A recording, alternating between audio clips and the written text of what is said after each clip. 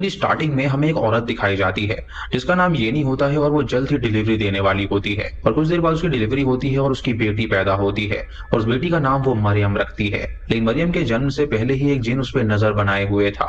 उसके बाद हमें मरियम की आवाज सुनाई जाती है जो कि अपनी जिंदगी की कहानी सुनाती है और बताती है कि वो हमेशा से एक जिन के साथ रह रही है जो कि उससे कहता है कि वो उससे प्यार करता है और मरियम उस जिन का नाम लेने की हिम्मत नहीं करती है क्योंकि वो हमेशा उसके पीछे ही खड़ा होता है। उसके बाद सीन कट होता है जहाँ पे हमें मरियम के बचपन का पीओवी दिखाया जाता है और उसके दोस्त उसे दूर से देख रहे होते हैं और मरियम वहां पर उस जिन के साथ बातचीत कर रही होती है जो कि हमेशा उसके साथ ही रहता था।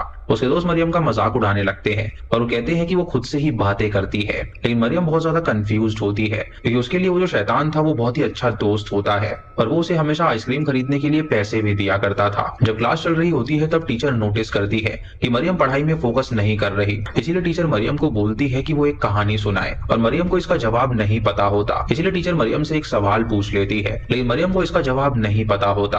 तब उसका जो जिन दोस्त होता है वो उसे फुसफुसाकर बताने लगता है और उसकी बात सुन के मरियम बोलना शुरू कर देती है, लेकिन वो जो सवाल था उसका विपरीत वो आंसर दे रही थी, जिसकी वजह से बाकी बच्चे मरियम का मजाक उड़ाने लगते हैं और सारे दोस्तों से शैतान कहने लगते हैं। इससे मरियम दुखी हो जाती है और उसकी आंखों से आंसू बहने लगते हैं और वो कहती है कि मेरा दोस्त कोई शैतान नहीं है बल्कि तुम लोग शैतान हो जो कि मुझे परेशान कर रहे हो। अब ये सुनकर सभी लोग चुप हो जाते हैं और तभी अचानक अजीब घटनाएं वहां पर होने लगती हैं। एक बच्चा अपनी उंगली पेंसिल शार्पनर में घुसा लेता है और इसके बाद एक और बच्चा पोजेशन में चला जाता है और वो अपनी आंखों में पेन घुसा लेता है।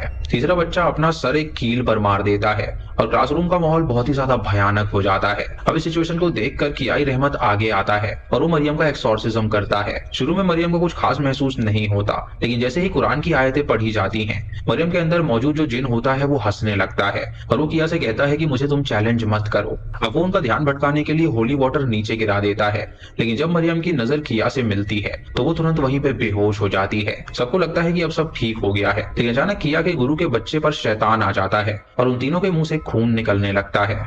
उसके बाद मरियम की माँ किया से पूछती है कि क्या मरियम का हमेशा एक्सॉर्सिज्म करना पड़ेगा, तो किया समझाता है कि मरियम के शरीर से वो जिन चिपका हुआ है और ये जिन है ये बिल्कुल भी साधारण नहीं है। ये जो जिन है वो एक पहाड़ जितना बड़ा है और ये कोई नया जिन नहीं बल्कि ये सीनियर जिन है जिसे हराना बहुत ही ज्यादा मुश्किल है। वो ये भी कहता है कि उसे नहीं पता कि आखिर इन दोनों का बंधन कैसे हुआ, लेकिन वो वादा करता है कि वो मरियम की सेफ्टी अब से खुद ही करेगा। किया मरियम को ये भी नसीहत देता है कि वो कभी भी हार ना माने और उसके बाद वो अपना सामान लेकर घर लौट जाता है। यहीं पर किया के दो बच्चों का परिचय कराया जाता है जिनके नाम फरहान और रिस्की होते हैं। फरहान पूछता है कि क्या वो लड़की अब ठीक है, तो किया कहता है कि वो चिंता ना करे, वो ठीक हो जाएगी। उसके बाद कहानी कुछ साल बाद की दिखाई जाती है जहां मरियम अब जवान हो चुकी थी और काम पर जाने से पहले वो अपने दोस्त बगास के दिए हुए नेकलेस को पहनती है और उसकी माँ मरियम को जल्दी तैयार होने के लिए कहती है क्योंकि नेकलेस देने वाला लड़का उसे लेने के लिए आ चुका होता है। बगास मरियम को देख के उसकी तारीफ करता है और कहता है कि वो नेकलेस पहन के वो बहुत ज्यादा खूबसूरत लग रही है। अब रास्ते में मरियम एक ऐसे शख्स को देखती है जिसने हैट पहनी हुई थी और वो उसे काफी ज्यादा अजीब लगता है। कुछ देर आगे चलने पर उनके सामने कुछ बम्बू गिर जाते हैं और वो तुरंत अपनी बाइक रोकता है और उसे हटाने लगता है। यहीं पर मरियम फिर से उस आदमी को देखती है जो कि उसे लगातार घूरे जा रहा था। अब कुछ देर बाद वो सूखी मछली की एक फैक्ट्री में पहुंच जाते हैं और यहाँ आदि बगास को चेतावनी देता है कि मरियम के वो ज्यादा पास ना रहे क्योंकि कहीं उसके सर में भी स्कूल के टाइम जैसा छेद ना हो जाए, क्योंकि उसकी वजह से कई सारे बच्चे वहां पर इंजर्ड हो गए थे। अब काम शुरू होते ही मरियम ही लोगों के बातचीत का टॉपिक बन जाती है और यहाँ दो और काम करने वाली लड़कियों को इंट्रोड्यूस किया जाता है जिनका नाम सीटी और सूसी होता है। वो दोनों सोचती हैं कि मरियम और बगास का अफेयर चल रहा है और वो उससे पूछती हैं कि अगर ऐसा है तो उसका जो जिन दोस्त है वो गुस्सा करेगा। थोड़ी देर बाद बगास वहां पर आता है और बताता है कि उनके मालिक ने मछली का जो स्टॉक है उसे बढ़ाने को कहा है और मरियम और सूसी को अपने साथ चलने के लिए कहता है वो सप्लाई करने के लिए। जब टाइम आता है तो आदि और सूसी लगातार मरियम के बारे में ही बात कर रही होती हैं और वो कहती हैं कि उसके पास शैतान है जो कि उसका दोस्त है। ये सुन के मरियम गुस्से में आ जाती है और उसके ऊपर पोजेशन आ जाता है। इधर दूसरी तरफ सीटी देखती है कि मरियम बगास और बाकी लोगों से वो पीछे रह गई है और तभी वो लोग एक वर्कर की आवाज सुनते हैं और जब वहां पर जाते हैं तो उन्हें पता चलता है कि बागस आदि और सूसी उस जिन के द्वारा पोजेस कर लिए गए हैं। मरियम ये देखकर जोर से चिल्लाती है और कहती है कि ऐसा मत करो और उसकी बात मानकर वो जिन उन तीनों को छोड़ देता है। इसके बाद सीटी और सूसी बहस करने लगती हैं क्योंकि उन दोनों का कहना था कि वो उसी वक्त मरियम के साथ थी। उसी बकबक से परेशान होकर पाक सबको बाहर जाने के लिए कहता है और वो कहता है कि मरियम सिर्फ अंदर ही रहेगी, लेकिन बगास वहीं रुक जाता है और मरियम का साथ देता है और कहता है कि मरियम की इसमें कोई भी गलती नहीं है। उसका मालिक कहता है कि कैसे मुमकिन है कि एक ही इंसान दो जगह पर हो और ये सिर्फ तभी मुमकिन है जब इसका साथ जिन दे रहा हो। इसी वजह से वो मरियम को कुछ टाइम के लिए जॉब से बाहर कर देता है। ये सुन के बगास फिर से मरियम का सपोर्ट करता है और कहता है कि उसकी जिम्मेदारी है और शुरू से उसकी और उससे कहता है कि ये सब उसकी जिम्मेदारी है, लेकिन इस बार वो उसे छोड़ दे और अगर अगली बार ऐसा हुआ तो वो खुद रिजाइन कर देगा। ये सुन के उनका मालिक उसे एक और मौका दे देता है। उसके बाद बगास कहता है कि वो मरियम से कभी भी नहीं डरेगा और चाहे जो भी हो मरियम का साथ हमेशा देगा। बगास फिर से मरियम को घर छोड़कर आता है और वो येनी को बताता है कि काम की जगह फिर से वो इंसिडेंट हुआ है। तो येनी उससे कहती है कि मरियम के साथ रहना इतना आसान भी नहीं है। यहाँ मरियम जो अपने कमरे में होती है तो उसे किया की याद आती है और याद करती है कि उन्होंने उसे कुछ दिया था जिसकी मदद से वो उस जिन को देख सकती थी। लेकिन किया ने यह भी कहा था कि जितना हम क्यूरियस होंगे उतना ही वो जिन खुश होगा। और वो जो चीज होती है वो कागज पे एक मंत्र होता है और मरियम उसे पढ़ने में हिचकिचा रही होती है, इसलिए वो तुरंत उस कागज को ड्रॉर में रख देती है। सोते वक्त अचानक वो ड्रॉर अपने आप उछल के बाहर आ जाता है जिससे मरियम बहुत ज्यादा घबरा जाती है और ड्रॉर के अंदर मरियम को एक मिस्टीरियस कागज मिलता है। उसके बाद मरियम फिर से उसे पढ़ने की हिम्मत करती है और तभी उसे एक भयानक सा चेहरा कमरे के दरवाजे पर खड़ा हुआ नजर आता है, लेकिन वो कोई और नहीं बल्कि उसकी माँ होती है। मरियम अपनी माँ से कहती है कि वो ये दुख झेलते हुए थक गई है और अब वो एक नॉर्मल जिंदगी जीना चाहती है। तो उसकी माँ उससे कहती है कि वो बस सब्र रखे, सब कुछ ठीक हो जाएगा। अब रात के वक्त बगास फिर से मरियम को घर छोड़ता है, लेकिन घर के अंदर जाते ही वो जिन मरियम का रूप लेता है और बगास को तीखी नजरों से घूरने लगता है।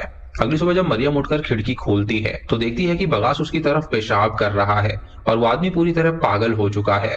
घर से बाहर निकल के मरियम देखती है कि बगास बिना झिझक के अपनी माँ को चोट पहुंचा रहा है और बगास अपने सर पर दीवार पर भी मारने लगता है और अचानक से वहीं पर उसकी मौत हो जाती है। येनी और मरियम ये देखकर हैरान हो जाती हैं और उसके बाद वो उसके जनाजे में शामिल हो जाती हैं और उसके लिए दुआ करती हैं ताकि उसकी आत्मा को शांति मिल सके। लेकिन बगास की माँ उन दोनों को वहां से भगा देती है और कहती है कि ये सभी मरियम की वजह से ही हुआ है। इधर किया के पास वो जिन एक बच्चे के रूप में आता है और वो कहता है कि वो बहुत ही आसानी से इंसानों को मार सकता है। किया उसे जवाब देता है कि असल में किसी का जीना या मरना वो डिसाइड नहीं कर सकता, बल्कि ये सब ऊपर वाले ने पहले से ही लिखा होता है। इधर मरियम फिर समुद्र के किनारे चली जाती है और अपनी जिंदगी खत्म करने का वो इरादा बना लेती है, क्योंकि उसके जो भी आसपास थे वो सभी लोग धीरे धीरे मर रहे थे और वो जिन उसे छोड़ने के लिए तैयार ही नहीं था। वो बगास की मौत का खुद को जिम्मेदार मानती है, लेकिन तभी वहां पर मरियम की माँ आती है जो कि उसे रोक लेती है और कहती है कि वो ऐसा इरादा बिल्कुल ना करे। किया भी मरियम से कहता है कि वो खुद को दोषी ना बनाए और सबसे जरूरी बात यह है कि उसे कभी भी हार नहीं माननी है, क्योंकि अगर वो हार मान लेगी तो जिन उसे पूरी तरह अपने कब्जे में कर लेगा। इधर आधी रात को किया रिजकी को बताता है कि वो सुबह तक नमाज पढ़ने वाले हैं और वो ऊपर वाले से उनको राह दिखाने की दुआ मांगेंगे। वो अपने आदमियों को भी कह देता है कि उसे सुबह तक वो डिस्टर्ब ना करें और जब वो नमाज पढ़ रहा होता है तो कपड़े के पीछे उन्हें एक औरत का साया नजर आता है। दरअसल वो औरत कोई और नहीं बल्कि वो मरियम ही होती है जो कि उस जिन के पोजेशन में होती है और वो देखती है कि किया उसके पास ही बैठा हुआ है। किया मरियम को नसीहत देता है कि हमेशा कोशिश करती रहे और वो कभी भी हार ना माने और सुन के मरियम को लगता है कि शायद किया अब जा रहे हैं और वो कभी भी वापस नहीं आने वाले। लेकिन तभी मरियम की आंखें खुल जाती हैं और वो एक सपना होता है, लेकिन वो बहुत ही ज्यादा डरने लगती है क्योंकि किया जो था वो वाकई में ऊपर वाले के पास चले जाते हैं। उसके बाद उसकी बॉडी को दफनाया जाता है और घर पर मरियम उस जिन पर गुस्सा निकालती है क्योंकि वो उसके करीब के लोगों को बहुत ज्यादा नुकसान पहुंचा रहा था। मरियम की माँ उसे शांत कराती है और कहती है कि किया ने कहा है कि उसे हार नहीं माननी है। और अचानक मरियम के कमरे से जोर से आवाज आने लगती है और वो देखती है कि उस जिन ने उसके कमरे को पूरी तरह तहस नहस कर दिया है। मरियम को एक कागज मिलता है जिसमें कुछ लिखा होता है और जब वो उसे पढ़ती है तो उस पर लिखा होता है कि मेरे साथ जिंदा रहो। उसके बाद मरियम शीशा का टुकड़ा लेती है और वो जिन उसे नुकसान पहुंचाने के लिए उकसाने लगता है, लेकिन आखिरकार मरियम होश में आ जाती है और वो काम वो नहीं करती। इसी वजह से माँ मजबूरन मरियम को बांध देती है क्योंकि वो जानती थी कि अगर वो खुला घूमेगी तो वो खुद को चोट पहुंचा सकती है। अब आधी रात को वो जो जिन होता है वो अपना असली रूप दिखाता है और अगली सुबह मरियम फिर से समुद्र पर जाकर अपने आप को खत्म करने की कोशिश करती है, लेकिन तभी वहां पर फरहान पहुंच जाता है जो कि मरियम को रोक लेता है और उसके बाद उसका एक्सॉर्सिज्म करता है। होश में आने के बाद फरहान अपना परिचय मरियम को उसकी माँ से करवाता है और बताता है कि बचपन में वो मरियम से पहले मिल चुका है। अब रात को मरियम नमाज पढ़ने लगती है, लेकिन अचानक से जिन उसे खींच लेता है जिसकी वजह से मरियम नीचे गिर जाती है और इधर फरहान किया की कब्र पे जाता है और उससे माफी मांगने लगता है क्योंकि उनसे मिलने का मौका उसे नहीं मिल पाया था।